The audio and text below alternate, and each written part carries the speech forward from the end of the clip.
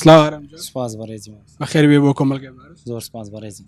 ئێستا ئێمە لە بەردەم کۆمەلگەی بارزین دەمانێت باز لە ژیانی خۆت بکەیت دواتر پرسیارێشتر تایبەت بە قوتابخانە و ژیانی تایبەتیت دواتر دواوتە لێوەردەگرین زۆر خۆشحاڵ دەبین. ئێستاکە لە وەسفی خۆت بایۆگرافی خۆت دەست پێ بکە کە تەمەنت چەندە ساڵی چەند لە دایک بووی.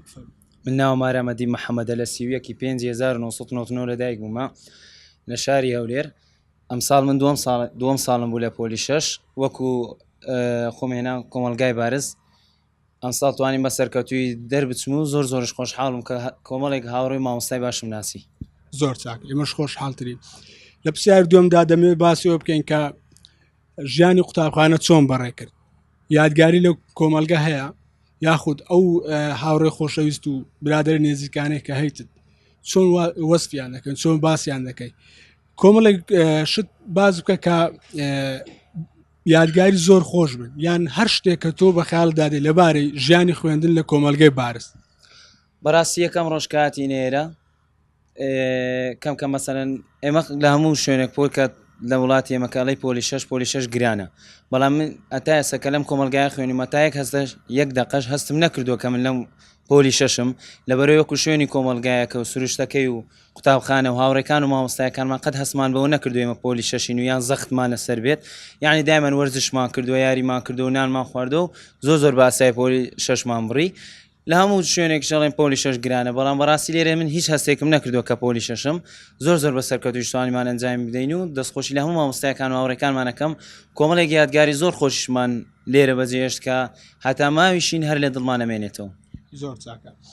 ئەی لەبارەی مامۆستایەکانت وەسفت یاخود پێشنیارت سەرنجت سوپاسی تایبەتت بۆ مامۆستایەکانت یان بۆ هەر کەسێک دەتوانی؟ بەڕاستی مامۆستایەکان زۆر سوپاسیان دەکەم چونکە کەس هەندیەوان ماندوو نەبوون لەگەڵمان بەتایبەتی مامۆستا جەمالی ئەحیای. ئەمە یەکەم ڕۆژ کە چوینە ئیمتحانی وزاری کە لە دەرگای هۆڵی تاقیکردنەوە هاتمە دەرەوە سەیرم کرد مامۆستا جەمال وەستاوە. ئەو کاتە هەستێکی خۆشم بوو کە مامۆستای من لەوێ وەستاوە. ئەوە شتێکی زۆر گەورەیە لە هیچ شوێنێکیش ئەو شتە نیەت. ئەوە لە کۆمەلگای بارزە، مامۆستایەکانی کۆمەلگای بارزن ئەوەنە دڵسۆزن و هەستی مامۆستایەتی، یعنی تۆ کە دەڵی مامۆستا وەکو باوکو چۆن تۆ لەگەڵ باوک تێبێ مامۆستاش وەک باوکت بێ یان وەکو برات بێ. بەڕاستی لێرە هەستم بەو قسەیە کرد چونکە لە هیچ شوێنێ باوەڕ ناکەم ئەو شتا بێت کە من هاتمە دەرەوە سەیرەکە مامۆستای جەمال وەستاوە هەستێکی زۆر خۆش بوو بێ ئێمە وەکو دڵسۆزی مامۆستا جەمال و ماندوو بوونمان لەگەڵی. وارووا لە کاتی ڕەمەزانیشدا شەوان ئاهاتەوە یارمەتیە داین و تەلەفۆن و فەیسبوک و نامە و شتمانە گۆڕیەوە هیچ ماندوو نەبوو. تەنانەت 100 جار پرسیارمان لێ بکرد بە هیچ ماندووبوونی ناناسی. مامۆستای فیزیاشمان مامۆستا بەشار ئەویش بە هەمان شێوە نامە چەند جار نامەمان گۆڕیێتەوە و تەلەفۆناتەوە شتانە هەمووی جواب بەداینەوە. مامۆستا مۆیەدیش هیچ قسەیەکم نییە چونکە بەڕاستی بێوێ نەبوو.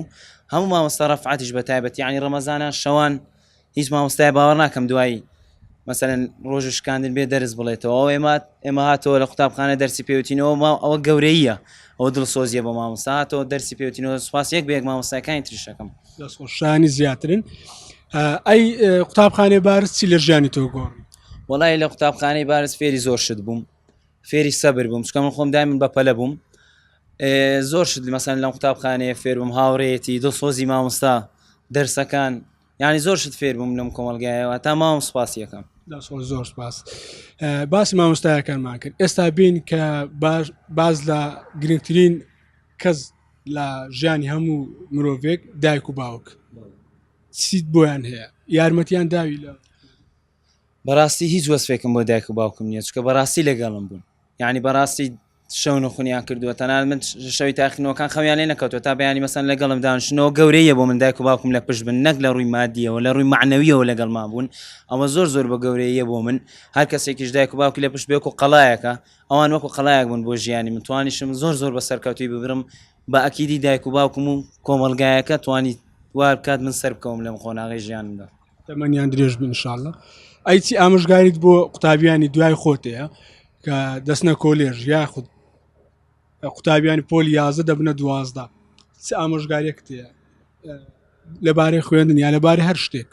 وەڵای ئامۆژگارێکم چیە پۆلی 12 لە وڵاتی ئێمە هەموو یەڵێک گرانە، بەڵام وەڵای گرانێکی وانی هەتا نەیتە ناوینە خوێنی زۆر ئاسانە بەس چێ تۆزێ وردە ئەبێ زیاتر هەوڵی خۆت لەگەڵی بدەیت و زیاتر ورد بیتەوە هەر وەکو ساڵەکانی تری خوێندن پۆلی 5 و پۆلی 4 بەس چی ئەمە پۆلی 6 زیاتر مستەقبەلی لەسرە پێویستە زیاتر هەوڵ بدەیت و ماندوو بیت ئەگەنیاوە کوەر پۆلەکانی ترە و هەرەوەنی دواوتە دەمانێت باز هەر شتێک بکەیت کە بە خۆت مەبەستا لە دواوتە کۆیکەوە چڕێکەوە بە خۆشەویستان و بە هاوڕێ و دۆست و هەموو خەڵکی ڕابی دواوتەم ئەوەیە زۆر سوپاسی کۆمەلگای بارز دەکەم سوپاس یەک بێک لە مامۆستایەکان دەکەم سوپاسی مامۆستایان بە تایبەتی تۆ هەر هەموو مامۆستایەکان لە بچووکترین کارمەندە تا گەورەترینتان دەستی ماندووبوونتان نەگوشم زۆر سوپاسانەکەم بەڕاستی ماندووبوون لەگەڵمان سوپاسی دایک و باوکشمەکەم کە من ئێستا توانیم لەم قۆناغە سەرکەوم هەمی لە شایەنەی ئێوەیە زۆر سوپاس زۆر سپاس هەر سەرکەوتوبی هەموو ژیانت سەرکەوتن بێ ئینشاءالله ڕێزمان بۆ دایک و باوکت و بۆ دایک و باوکم قوتابیان